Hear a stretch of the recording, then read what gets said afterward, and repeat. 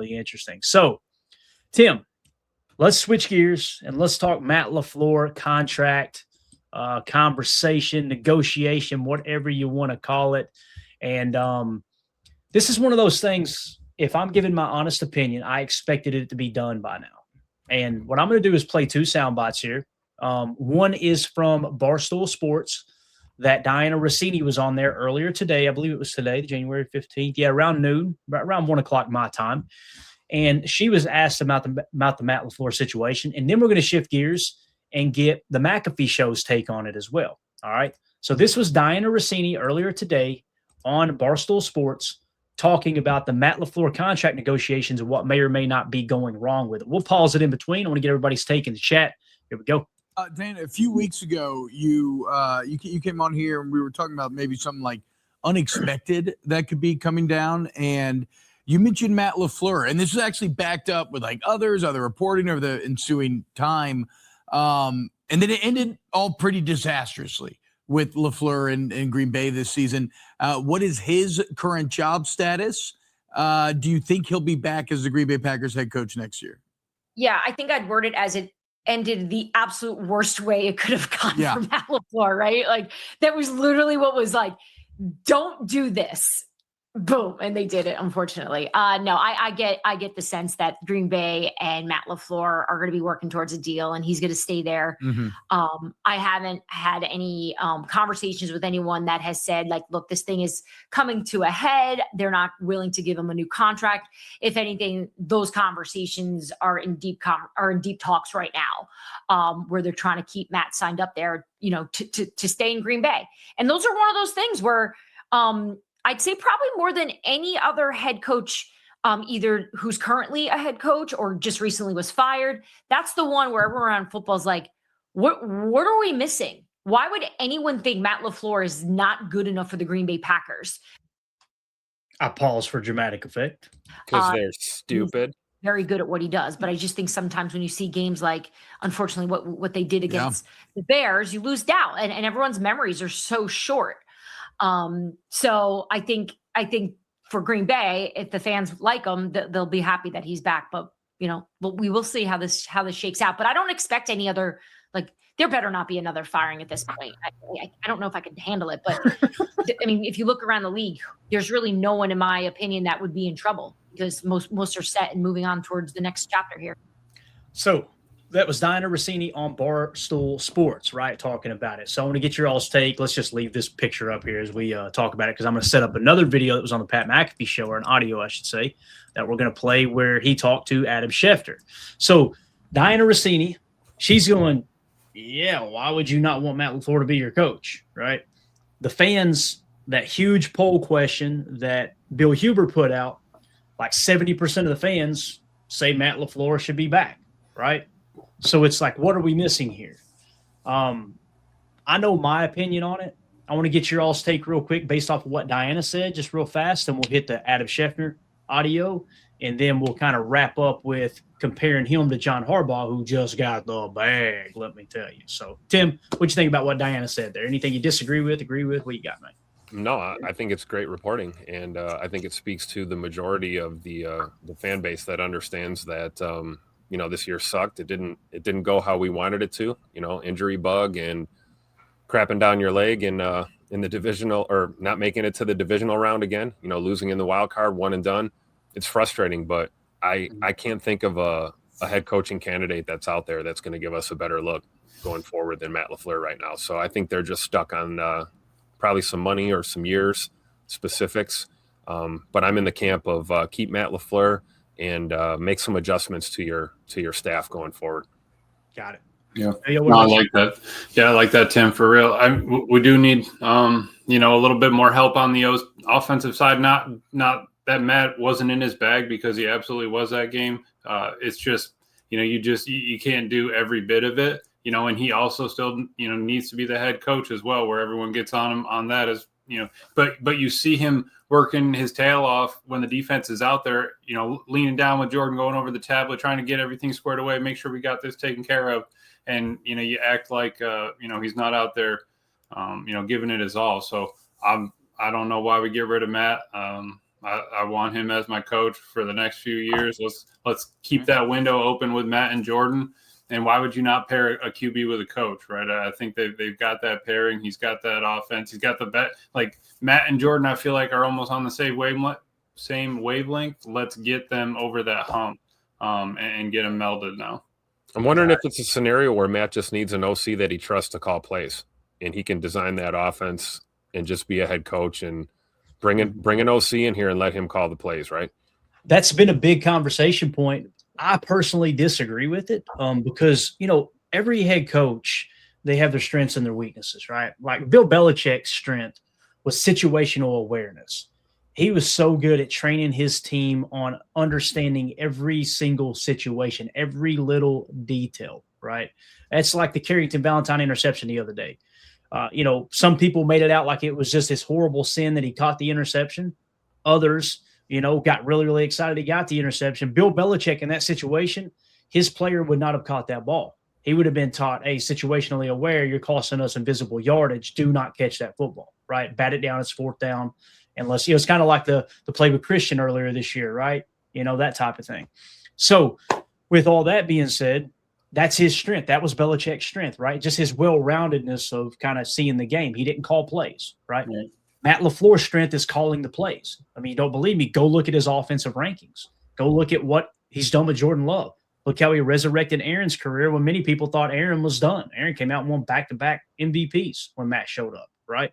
And that's something. I don't know if Aaron had never won back-to-back MVPs before that, right? I know he's won 4, but he didn't win them back-to-back, I don't believe. But nonetheless, that's Matt's strength. So I feel like if you take the play column from Matt, that's removing his strength. Now, there's still got to be an answer to the question, right, Tim? Like how do you fix the problem? I've said kind of going a different route. We need a coach's coach in here. We need somebody to have his back, hire him, put him on the I'm about to say a real bad word. Put him on the payroll. Okay. I got really animated just now. I was about to drop the F-bomb. Put him on the payroll. And you're going, what do you mean, Clayton? I'm talking about Ernie Adams. You don't know who Ernie Adams is? Look it up. That was Bill Belichick's coach's coach, right-hand man that's in the booth. The interception that Malcolm Butler got in the end zone to seal the game-winning play in the Super Bowl against the Seahawks, Ernie Adams combed through all the tape and found that specific set. They put it in that week and repped it in practice because Ernie Adams found that and bring it to Bill Belichick like, hey, look for them to do a stack look if they get inside the 5. And everybody's going to load the box thinking, Marshawn Lynch is going to run the ball.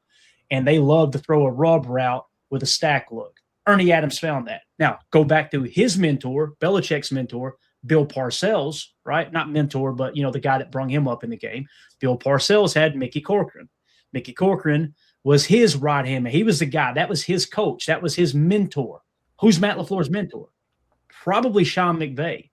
Sean McVay is an opposing coach. So Matt can't go to him and go, hey, Sean, bud, give me all your secrets. That's just not how that works. I'm sure they talk, and I guarantee you Matt's giving him some tips on the Bears this week, which is hilarious, but that's neither here nor there.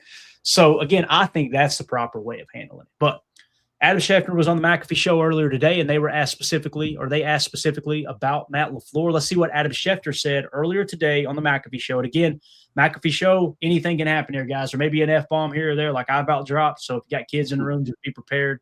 This is the first time I've listened to this. So I want to see what Schefter said and listen to it in real time with you guys. Here we go. With Harbaugh's deal getting done and it being what it is, how does that affect the Green Bay situation, if at all? No bearing at all. The Packers and Matt LaFleur have been working on an extension. They've been talking. I think it's gone a couple of different ways here.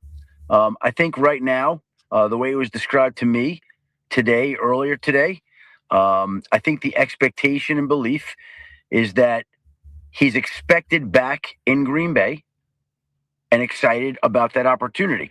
That's the belief on both sides. So until we hear different, I think we operate under the assumption that he's going to be back and they're going to figure it out. Okay. They're working on trying to get it done.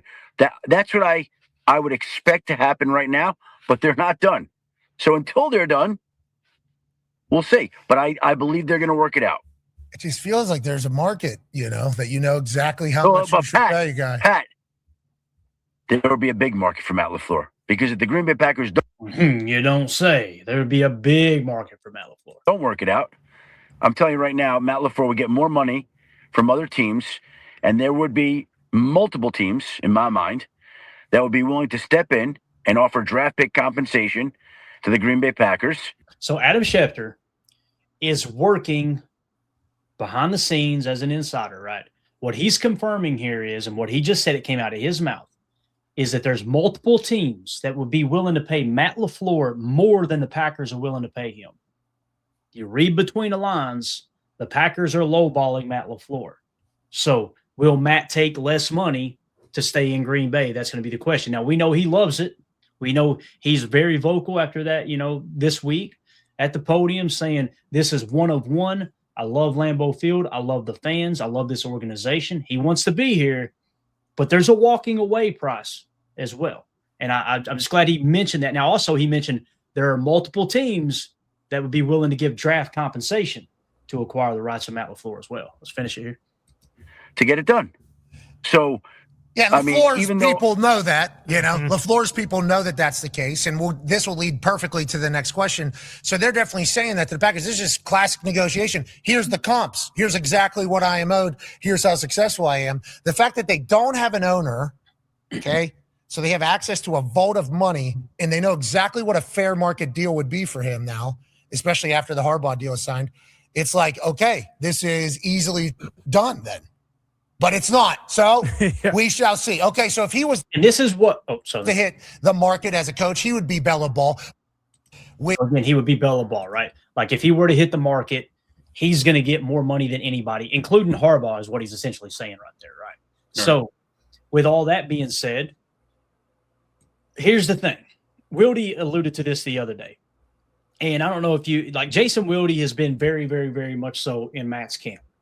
He thinks Matt deserves a contract extension. Let's go around the horn one time here. I don't want to misquote anybody. I think we should re-sign Matt LaFleur. Tim? Yes, 10-4, affirmative. Emilio, how do you feel? Yeah, buddy. Okay, so you're definitely on board. So all three of us are on board. Jason Wilde, Packers Insider, he's on board, right? We polled the fan base multiple times, and it always comes back to a large majority of the fan base says, yes, Matt LaFleur is the guy. That's the one we want. You've got other teams saying, boy, we would pay more than the Packers would be willing to pay and give up draft picks. What am I missing? Well, it didn't help that the Giants just screwed everything up and overpaid Harbaugh.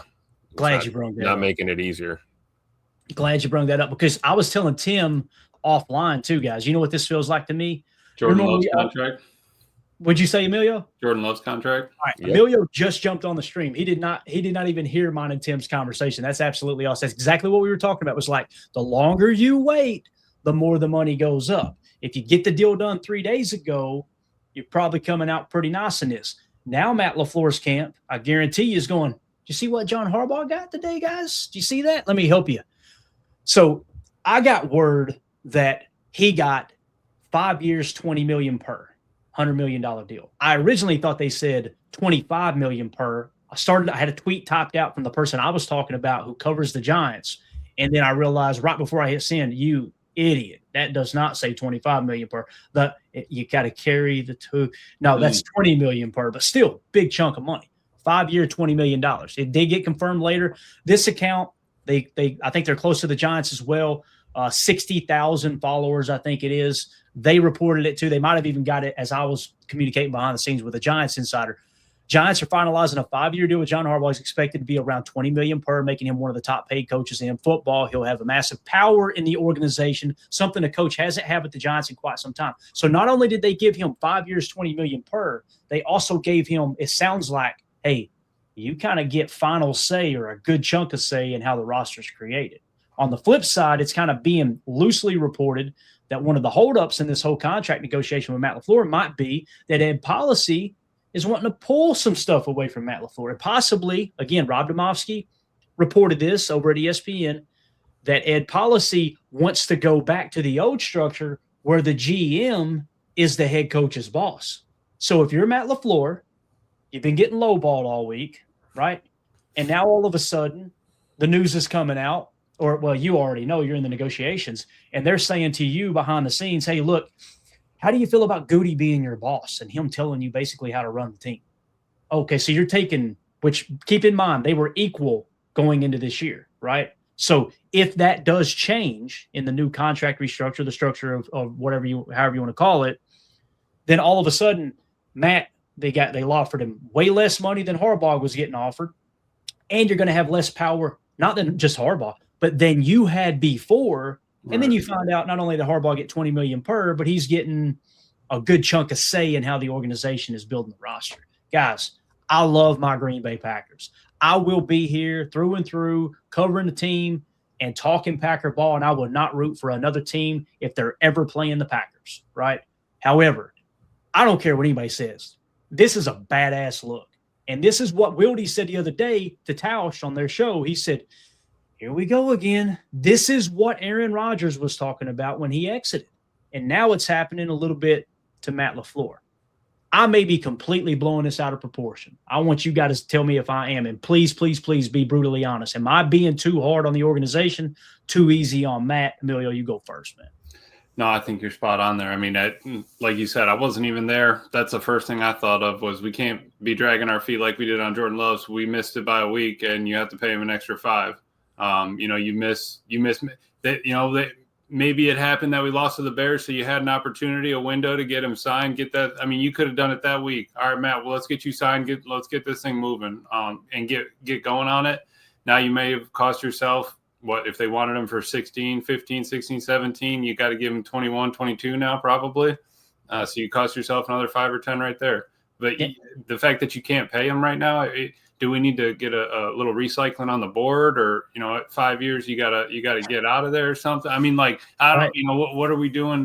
Why is there a hang up there?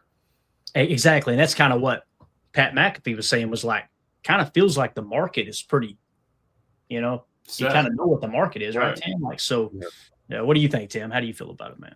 I think you guys are both right, and I think we might be at two sticking points. Then, the money and the years on the deal could be an issue. Market value, and then GM being your boss and telling you how to run your team. That could be another sticking point too. And I'm in the camp of keep it how it has been.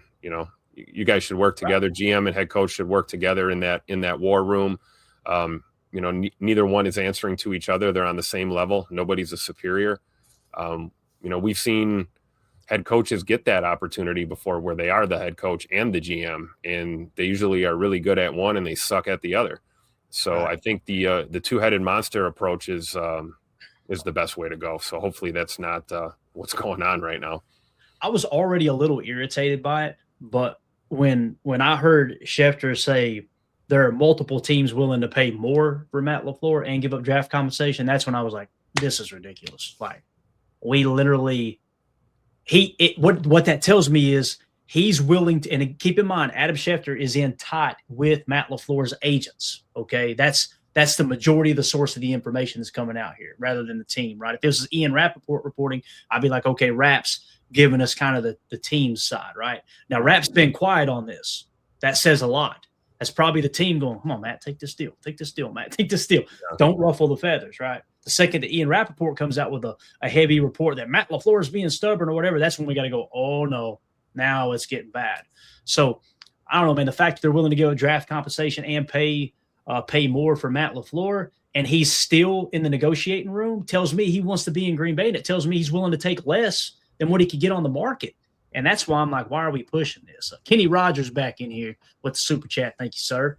I understand that we don't have a multi-billionaire owner, but playing chicken with coaching talent over several million in this league seems absurd. I'm with you. Yep. Especially when he'll walk out the door and be hired in 5 seconds by another team. Mm-hmm. Yeah, absolutely. Absolutely. Super chat from Mike, the super fan, says, I want the GM to have the same power Ron Wolf had. And you know what? It worked, right? There's a positive and a negative to everything. It worked. You got a championship. But what happened immediately after that championship? You made it back to the Super Bowl in 98, and then 2 years later, Holmgren wanted the hell out, and you had to trade Holmgren, right? And then what happened? You bring in you go through Mike Sherman, you bring in Mike McCarthy. Mike McCarthy, it's structured the old way, just like with Ron Wolf. Him and Ted Thompson won a championship, but then what happened? Mike McCarthy got to the point where he didn't even know when they were signing a player during the season. He would find out from the media that they just signed a player. And you remember the famous comment that Mike McCarthy made. They said, what do you think about free agency and this and that? What's it like this time of year? And he said, and when you whatever, sign a player, did we sign somebody? He said, yeah, you signed him. That's what it's like. I just found out, basically, right? Might have been an overcorrection from the Mike Sherman experience. Right. The GM / head coach. That fell apart quick too, didn't it, Tim? Like Bob Harlan made very, very, very few mistakes, but he said that was his biggest mistake, was allowing that to happen. If you guys don't know what happened, is Ron Wolf left. Mike Holmgren had already left. You traded him, right, to the Seahawks, and then you ended up giving Mike Sherman GM and head coaching together, and it all fell apart. And Bob Harlan is on the record going, boy, that was my biggest mistake. That was just too much for one person to handle. Don't forget about that little Ray Rhodes experience that we had too. I'm trying to, Tim. I'm trying to forget that was ugly, right? And that was the immediate fallout from trading that head coach, right? Now, you get to the backside of the Mike McCarthy era, and what happened? The silos comment, right? That's when Mark Murphy said, okay, listen, guys, let's remove all silos. Let's get in here. It's going to be me, Russ Ball, Brian Gutekunst, or whoever. Yeah, Brian Gutekunst and the head coach, and we're all four going to make a decision together. I personally like that better. But Mike, I respect the opinion. He wants the GM having full say, full power over the coach. And you guys know I've been kind of vocal. I think it's wild that Goody has gotten zero criticism for marching out the youngest roster 3 years in a row and then wondering why these guys can't make plays in the most crucial moments. That's just my opinion there. But appreciate you, Mike. H.E. Soder with the super chat. Really bad start for policy. I agree, Soder. I agree. I think it's kind of a and I was excited about Ed Policy, right? But then again, we talked about with Ed Policy, Carmen Policy was his father. What did he do? He was instrumental with Bill Walsh trading away Joe Montana. That pissed off the team there, right? And then later on, he let George Seifert go too, which whether you think George Seifert was a good coach or not, that caused a big kerfuffle, I guess you could say, right? So I agree, though, Soder. I think it is kind of a bad start for Policy, personally. But appreciate the super chat, man. Let's get back to the facts here if we can. So we talk about the contract, right? Now you're going, okay, well, who's the better coach? Let's compare it here. Winning percentage, Matt LaFleur 16th all-time at 654, all right? John Harbaugh is 36th all-time at 614. Now, doing a little extra research, John Harbaugh has a better playoff record. He's just above 500 in the playoffs. Matt LaFleur is like below 400, I believe, right? So that's the negative side of Matt LaFleur. But also playoffs? Don't talk about it. Playoffs? You kidding me? Playoffs? I just hope we can win a game. Another game. Another game. So John Harbaugh has a better playoff record. However, in 18 years, he missed the playoffs 6 years. Matt LaFleur has been here for 7 years and missed it only once, right? So it's like I kind of look at the playoff analogy there as a push. Well, he won a Super Bowl. He did. He won a Super Bowl. That was in 2012, I think. It's a long time ago, guys. We're talking about 13 years ago. And Matt is significantly younger, meaning this is kind of – let me get to the point first. Matt's significantly younger, one of the younger coaches in the league, right? And, I don't know if he's one of the younger, but you know what I mean. He's kind of – what is he, in his 40s? Yeah. And you've got John Harbaugh, who's 63 years old. So Matt LaFleur kind of getting his feet under him in the league, right? He's had success, playoffs 3 years in a row, right? Handcrafted Jordan Love into MVP caliber quarterback, I think we would all agree. Resurrected Aaron Rodgers' career there with 2 back-to-back MVP, all the stuff we talked about, right? This kind of feels like how we'll bring a player in young, and they're developmental. We'll get them ready. We'll get them ready. And then the second they're ready, we let them go. That would suck. What if John Harbaugh continues to go down like he has, obviously to the point where he got fired, and then all of a sudden Matt LaFleur really hits his stride as a head coach?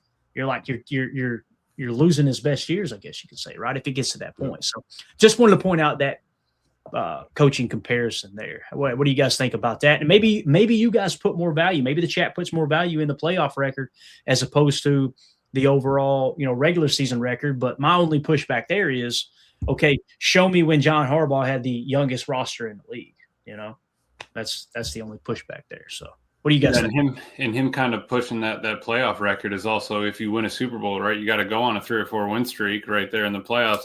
That's half of your. That's half of would be. I mean, Matt would be over his playoff record, no problem, if we had made make one run and you're back to above 500. So that's something you can definitely look at. But like you said, I saw a graph the other day. I don't know what it was, but it was like coaches' timelines of how it was like all 32 coaches' timelines of how long they've been in the NFL. And like you look at the chunk of time, it was like Andy Reid was at the Eagles for like 12 years or something. And then like that's his chunk. And now he's got a whole nother chunk with Kansas City. What if you just have that, Super Bowl winning head coach that whole time if you're already lined up for it, right? I mean, instead of maybe looking at a 3-year deal for Matt, maybe a 5 or a 6 or 7, I don't know. It's just like get yourself something that you can, hang your hat on it and be able to take. Yeah, I agree. I mean, it's like we talk about with players, right? Like the players, you'd rather get away 1 year early than 1 year too late sometimes. Well, with a coach, you don't want to do that. If you've got a guy that's built something and, you've seen some sustained success, a little bit of disappointment, I would hate to lose Matt LaFleur and watch him go win a title somewhere else, because it's a very realistic possibility. Right. And I'm more in your camp, Clayton, that, if you believe in him, give him the bag. Right. Give him the bag, keep him here. If you don't, then we shouldn't even be having these conversations. Right. Right, Tim, because he's cutting his teeth as a head coach here, right? Why would you go through all the pains, the trials, the tribulations, whatever it is for 3 years getting into the play? Okay, all right, we can get to the playoffs. All right, I got to, I have this prepared moving forward. I mean, we've seen it was, oh, shucks, Matt LaFleur to, Tupac LaFleur. Exactly. So it's like, what's his next phase? That could be Super Bowl LaFleur. You know what I mean? Like that's I think where we're at. And let's not forget why Matt got the job in the first place, because of all the interviews that we had when we had the head coaching vacancy. Matt LaFleur was the one who was most prepared and absolutely nailed it. So I think you got to remember that. Yeah, a lot of time has passed since then. But I'm in the camp of pay that man his money and let's move forward.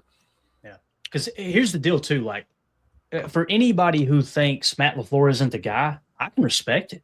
I disagree, but I get it. Like, okay, you haven't seen enough success in the playoffs. I got you, man. Cool. Make the damn decision.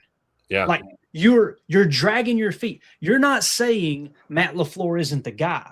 You're saying, I think he's the guy. Not you. I'm talking about Ed Policy, please. Not the people who believe Matt shouldn't be the coach. But Ed Policy's going, he's the guy, but I don't want to pay that top dollar. What the hell are you doing? Mm-hmm. Like, I've got like there's a house for sale up on the hill. I'm always going to use business analogies. I know y'all get tired of it, but there's a house for sale up on the hill, right? They're asking an astronomical amount for that house. And it's been on the market for almost a year. And they've had multiple offers come through. Your house is worth what someone's willing to pay.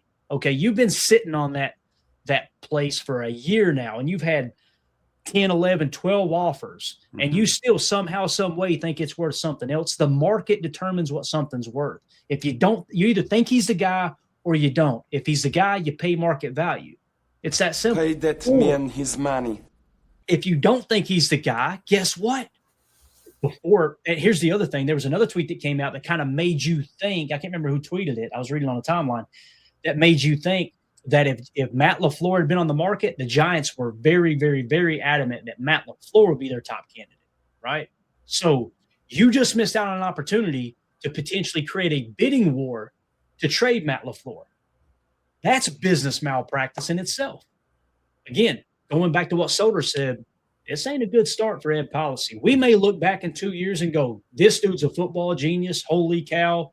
Thank you, God, for sending Ed Policy to us. We may think that. Right now, it ain't looking too good, man. This is just kind of a shaky start. So to save a few $1,000,000, I am a Packers owner, right? You see the stock, right here. Ed Policy, if you're watching this, if you need a couple other bucks, bub, and we know you don't, it's estimated you got $600 million in the bank right now. If you need a couple extra bucks, do another stock drive. I'll throw you 2 hundos. I might buy 2 of them and give one as a gift. You know what I'm saying? Like, what are we doing? I guess I'm getting my Irish up. Freedom House 1984 has a great question here. Who do you want Matt LaFleur developing your quarterback room or John Harbaugh? Matt LaFleur. Matt LaFleur. Yes. 150% of the time. And he may disagree with us. I hate when there's an open-ended question like that, unless he's just genuinely asking, right? Or she, I apologize. But yeah, it's not even close. And how can you say that, Clayton? He just had a 2-time MVP, right? In Lamar Jackson, and they couldn't get over the hump with it. And by the way, for everything about his playoff record, Emilio made a great point. You go on that Super Bowl run, that makes that playoff record look a lot better, right? We'll be over 500. If you go on and win a Super Bowl, Matt will be over 500. When 600, whatever his winning percentage would get to, 3-4 wins, done. And if you look at since 2012, let's say he's made the playoffs. I just said he made the playoffs. What was it? He's missed the playoffs 6 times in 18 years. Right. So he's made the playoff 12 times, right? Well, you do the math. If they went on the Super Bowl run, right, and you remove those wins and look at, say, the last 5 years, what's his playoff record the last 5 years? So now we're having to go back 8, 10, 12 years on a guy who's now 62 or 63 years old to find his best playoff. Right. And the other thing with Harbaugh is there was some speculation that he may or may not have lost that locker room at some point in the last year or so. That's not a question with Matt LaFleur. Matt LaFleur has this locker room. Bingo. We can run tape all day on that. That's what really, Tim, I'm glad you brought that. That's what really made me kind of plant my feet a little bit, because I was a little bit like, man, it's loud out here. And then the poll questions kind of set me at ease. Okay, I ain't the only one, right? Obviously, it's the vocal minority that disagree. And that's okay. It doesn't mean the majority's right and they're wrong. I have an ego problem, right? I have a temper problem. So anytime I think I'm right, I try to step back and go, okay, what's everybody else saying? Maybe I'm off base here, right? And that seems to be the case there. But yeah, it's an interesting situation. It's fun to talk about too. Like I may be coming across like I'm aggravated and pissed off. I am a little, but also I love the business of sports. This is going to be a great case study for the future. If they screw this up, and Matt LaFleur leaves and he goes on and wins a Super Bowl somewhere, and we're stuck recycling coaches for the next 2 or 3, cycles, then we're going to go, okay, we made a mistake. If they decide to move on, they have a slam dunk hire, and we win a Super Bowl in the next 2 years, and Matt LaFleur goes on to do nothing, then we'll be sitting here going, boy, we were wrong. Yeah, policy was right. Same type of thing. But it does sound like it's going to get done, though. So, Mike with the super chat, this can't be sitting well with the players. I think it's a complex deal, but this isn't a good look. That's the other aspect. You just talked about it, Tim. Matt LaFleur has the locker room, and that pissed a lot of those Matt LaFleur haters off when they seen that. Boy, I put a poll question up, just to be 100% honest. I put a poll question up saying Tucker Kraft, Josh Jacobs, Jordan Love, and Micah Parsons all want Matt LaFleur back. What do you want? What's your take on it? It's obvious that the team captains want him back. Got a death threat in the DM. I'm like, no, I don't take those serious. I'll give you my damn address, bud. You got a long driveway to come down, and we got a rifle in the window. Just being real, okay? But yeah, it was really odd. It's like they can't stand the fact that, oh man, I may not get my way, and I'm completely wrong here. So, but. I agree. Amelia, what do you think about what Mike says here, man? It can't be sitting well with the players. Or do you think they look at it like, oh, this is just business? They could be looking at it like that too. I don't know. Maybe at first, but I think the longer you drag it on, the worse it gets. It probably is a little complex, but at this point, just pay $21 million for 5 years, 6 years, and move. Like you can just be done with it. I think that it's about the draft and how we're kind of setting up the team. Because if you move on from Matt, who's bringing in the next offense? What does Jordan have to learn? What does all the offense learn? Are we same thing with bringing in a new DC? How's the offense built? Are you going to try to go back to being a run heavy team? All right, fine, but we don't have the O-line for that. We need more tight ends. You need another, a different backfield. You need to get rid of some receivers so that you can have more backs to rotate. It's just like you could, blow it all up right now, but why would we want to do that when you have it basic? Like we just need to tamp the foundation. Like I said, the gravel's coming. Just go grab the plate compactor, put it in the pad, and just run that thing around there for 30 minutes and be done with it. Yo, wacky Packer, man. And then we can start building the blocks, because I just move on with this so that we can get going for next year. I think you briefly mentioned DC just now. I want to get that AZ Marky Mark in our Patreon group questions for the show. He said, question for the group, what are the potential candidates to replace Jeff Hafley? I'm thinking Robert Saleh would be a good candidate. Thoughts? We can't bring in Robert Saleh, unfortunately, AZ Marky Mark, because that would be a horizontal move. Okay. Right. He is the DC in San Francisco. So you can't do that. It can only be a promotion. That's the other thing that's kind of like, let's say that Matt LaFleur is not the guy, right? And thank you for that, Marky Mark. We appreciate you, buddy, in there. And thanks to everybody that's supporting it. Patreon's blowing up to the point where we had a hacker last night. I had to have Patreon help me take care of. So nice. You know you're arriving when the hackers show up, right? So we're doing good there. But the other thing, Tim, we kind of talked about it. Let's say that Ed Policy does not think Matt LaFleur is the guy moving forward. One of my top choices as head coach, and you guys know I'm not about having a defensive coach as a head coach, but if it keeps Jeff Hafley in Green Bay, I would say one of the top choices for me would be promote Jeff Hafley to head coach, right? And then you either promote your DC from within or you go out and try to get a Brian Flores if he doesn't get a head coaching job. It looks like he's got a good shot of getting one of 3 jobs, to be honest, so it probably won't happen. But then you go get the youngest, brightest mind as your OC, right? Now, here's the problem. You guys know my choice in OC, right? If he doesn't get the Cleveland job, there's some people thinking that maybe Mike McDaniel would get the Cleveland job, head coaching job. If he doesn't, I would say Mike McDaniel. Here's the problem. Wherever Matt LaFleur goes, all he's got to do is call up Mike McDaniel. Mike McDaniel's like, oh, I'm there, bub, because Matt LaFleur's went to bat for Mike McDaniel over the years. They're like best friends, or really, really close friends, not best friends, not like Sean McVay. So you're probably going to lose out on that one as well. So I even thought, like, as bad as it would hurt me, do you go into Chicago and poach somebody there? You know what I mean? Out of their offensive scheme or whatever. You can't get their OC to be your OC. You'd have to hire their OC to be your head coach, and I don't know if I could stomach that, to be honest with you. So I don't know how y'all feel about that. But Soder says, so what is the chats per year in length for Matt LaFleur? What does he mean there, guys? Help me out. Like, what are the talks? What is it, like 3-year deal, or is it a 5-year deal? Is it a 7-year deal? That's what I was saying. Maybe that's the sticking point. Maybe it's not even the money. Maybe it's 3 years was dangled in front of him, and Matt wants more long-term commitment than that. And again, it comes back to the comp, right? Yep. Matt, if they go to Matt and they say 3 years, $60 million, we'll give you the same amount as John Harbaugh. Actually, we'll give you $61 million, $1 million more than Harbaugh. He's going to go, that ain't 120, or that ain't 100. I don't know why I'm hung up on 120, but that ain't 100, right? That's not a 5-year deal, because again, these contracts are fully guaranteed. And then if you get hired somewhere else, it offsets, and the team that was recently paying you gets freed up that money, and the other team pays you the difference, right? That type of thing. So it'd be a 3-year deal after, because we still have him under contract for this coming year, right? Right. So that's not going to happen, right? Didn't Ed Policy say we're not going to have a lame duck scenario? Right. Yeah. No, he's just saying it will tack on. So it'd be whatever it is. So even if it's a 5 year, 6 years, we have Matt. So it's always going to be a +1 on that. But I'm not opposed to a 5-year deal with him, because you got Jordan for 4 easy. You probably sign him again if everything's going like you plan. Then you get him for another 3. And by that time, then you can decide if you want to. Because, I feel like if you're going to do that, you need to – I just don't want to break up that mold they have. Right. And again, if people are hesitant, man, I don't want him for 5 years. Do we really want him for 5? I get it. Because like Emilio said, that turns into a 6-year deal, essentially. You can move on at any point. But keep in mind that money, you're on the hook for until he gets hired somewhere else. With Matt LaFleur and what Schefter and everybody's reporting, he would come off the market quick. So you're probably going to get out of that contract fairly quick because of the offset, right? That's going to happen, I would imagine. So, and again, if you value draft picks more than that, that's the thing too that's scary, is like, we know Goody loves his draft picks, right?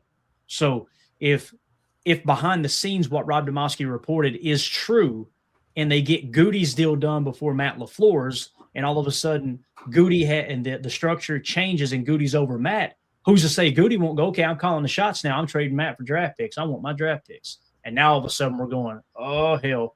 And now Goody's making the head coaching hire.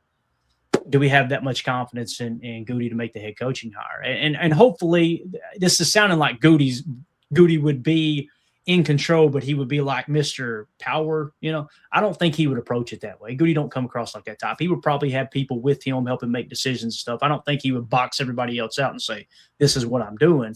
But It does open up that Pandora's box for that type of stuff to happen, obviously, So, all right, next super chat. Thank you, Mike. Appreciate you, buddy. He says, I just want a clear top to bottom organizational structure. Ed Policy hires his GM and then let the GM make the head coach decision and then holds him accountable. Got it, Mike. That makes sense, man. And again, to your defense, Mike, that has worked in the past in Green Bay. That's how you got 2 Super Bowls, right? It fell apart fairly quick after the Super Bowl because the head coach goes, damn, I just coached this team to a Super Bowl, and now, you know, don't you think I should? The old Parcells line, I love it, man.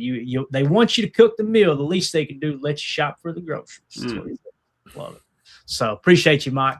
Let's see here. Hector, look at that profile pic, bro. My man.